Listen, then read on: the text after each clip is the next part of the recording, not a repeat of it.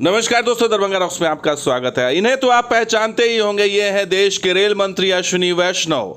लेकिन पता नहीं इन्हें बिहार से क्या नफरत है, इन्हें मिथिला से क्या नफरत है, क्योंकि यहाँ की रेल परियोजनाएं सीआरएस निरीक्षण के बाद भी ट्रेनें नहीं दौड़ रही हैं। यहाँ की परियोजनाएं तैयार हैं, रेल लाइन तैयार हो चुका है, सीआरएस निरीक्षण हो गया है, अधिकारी मीटिंग पे मीटिंग करते हैं, लेकिन किसी को कोई फुर्सत नहीं है। और रेल मंत्री को पूरा समय है, वो देश के हर भाग में घूमते हैं। अभी हाल फिलहाल वो नॉर्थ ईस्ट गए थे, सिक्किम गए थे, तमाम जगह जाते हैं वो, लेकिन बिहार आने की फुर्सत नहीं है। अगर बिहार आने की फुर्सत भी नहीं है और यहाँ की परियोजनाओं का फॉलोअप करने की भी फुर्सत नहीं है कि वीडियो कॉन्फ्रेंस के माध्यम से ही यहाँ पर जो है वो देखा जाए।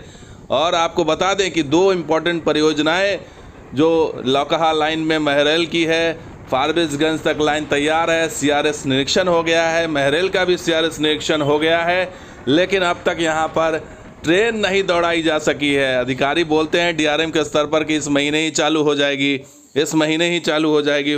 ये सिलसिला जनवरी से फरवरी से चल रहा है, लेकिन अब तक चालू नहीं हुआ। कुछ उम्मीदें जगी कि अलौली खगड़िया के बीच ही ट्रेन चल जाएगी, सीआरएस निरीक्षण हो जाएगा। उम्मीद जगी है 24 साल के बाद कि खगड़िया से अलौली जो है वो ट्रेन पहुंच जाएगी, और इसके लिए तेज़ गति से काम भी हो रहा है। यहाँ पर नॉन इंटरलॉकिंग का भी काम हुआ है पिछले दिनों। और 10 से 12 मार्च के बीच अखबार में ये छपी खबर कि 10 से 12 मार्च के बीच में सीआरएस निरीक्षण हो जाएगा, संभावना है। लेकिन 10 से 12 मार्च में भी अब ज़्यादा समय नहीं है, तो इसलिए ये भी खबर जो है हवाई लग रही है।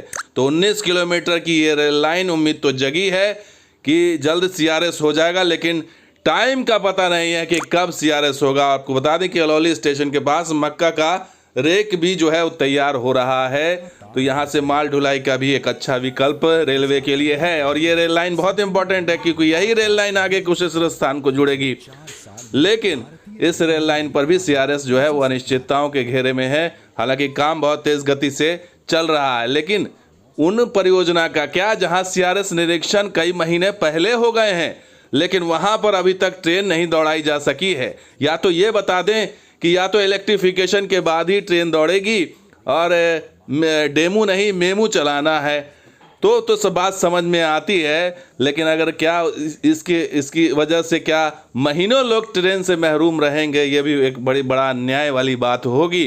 तो मेन छोटे मोटे अधिकारियों की बात नहीं है, हाजीपुर में जो बैठ रहे हैं उनकी बात नहीं है, जो समस्तीपुर में बैठ रहे हैं उनकी बात नहीं है, या फिर जो सीमांत रेलवे के अधिकारी कटिहार में या फिर असम में बैठ रहे हैं उनकी बात नहीं है। बात यहाँ रेलवे बोर्ड की है, रेल मंत्रालय की है, रेल मंत्री की है कि आखिर इतनी परियोजनाओं पर पैसा लगाने के बाद, इतने वर्षों दशकों तक इंतज़ार करने के बाद भी, सीआरएस निरीक्षण के बाद भी, कई महीनों के बाद भी अभी तक सन्नाटा है। अभी तक कोई डेवलपमेंट नहीं है, ना ही ट्रेन दौड़ाई गई है, और लोग इंतज़ार कर रहे हैं कई महीनों से।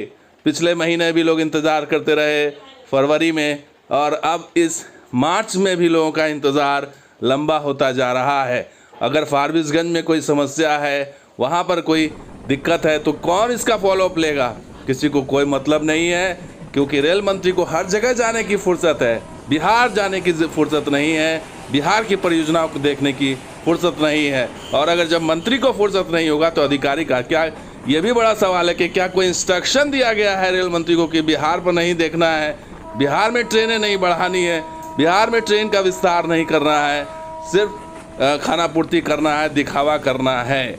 क्योंकि अब तक देखा जाए तो सीआरएस निरीक्षण के बाद भी अगर देखा जाए तो स्थिति वही ढाक के तीन पात है। तो दोस्तों, वीडियो कैसा लगा जरूर राय दीजिए अपनी। शुक्रिया इस वीडियो को देखने के लिए, धन्यवाद।